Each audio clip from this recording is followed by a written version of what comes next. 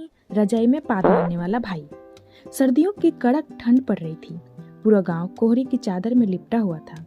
रात के 10 बजते ही घर के सभी सदस्य अपनी अपनी रजाइयों में दुबक चुके थे। ऐसे मौसम में अगर कोई चीज सबसे प्यारी लगती तो वो है गर्म रजाई। इस घर में भी एक ऐसा ही भाई था। नाम था गोलू। गोलू को ठंड से उतनी परेशानी नहीं थी जितनी उसे ठंड में रजाई से बाहर निकलने में थी। एक बार रजाई ओढ़ ली तो फिर चाहे कुछ भी हो जाए गोलू बाहर नहीं निकलता था। पर गोलू की एक आदत पूरे घर को परेशान कर देती थी, रजाई में पाद मारने की आदत। जैसे ही रात गहराती गोलू रजाई के अंदर से ऐसे ऐसे धमाके करता कि लगता जैसे कोई छोटा पटाखा फूट गया हो।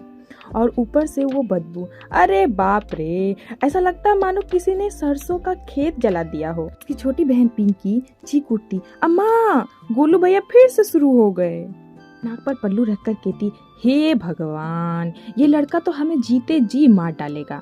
पापा हंसते हुए बोलते, अरे गोलू, या तो रजाई छोड़ दे या ये जहर बनाना बंद कर। गोलू बड़े आराम से रजाई के अंदर से ही बोलता, ठंड बहुत है पापा, रजाई छोड़ना मुमकिन नहीं है। एक रात तो हद ही हो गई। बाहर इतनी ठंड थी कि पानी भी जम जाए और अंदर गोलू की रजाई में ऐसी गैस बनी कि मच्छर तक बेहोश हो जाए। पूरी रजाई धीरे धीरे फूली हुई लग रही थी, जैसे कोई गुब्बारा हो। पिंकी ने बदला लेने की ठान ली। अगले दिन उसने चुपके से गोलू की रजाई के अंदर कपूर और अजवाइन रख दी।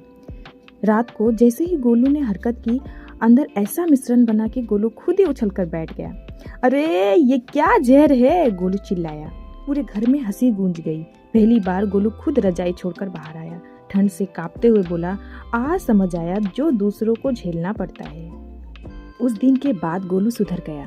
अब वो सोने से पहले हल्का खाना खाता और अगर कभी रजाई में गड़बड़ हो भी जाती तो खुद ही रजाई हटा देता। अम्मा मुस्कुराकर कहती, देखा, सुधार ऐसा ही आता है। और घर में फिर से सर्दियों की रातें शांति से कटने लगी, बिना बदबू, बिना धमाके और ढेर सारी हंसी के साथ। धन्यवाद।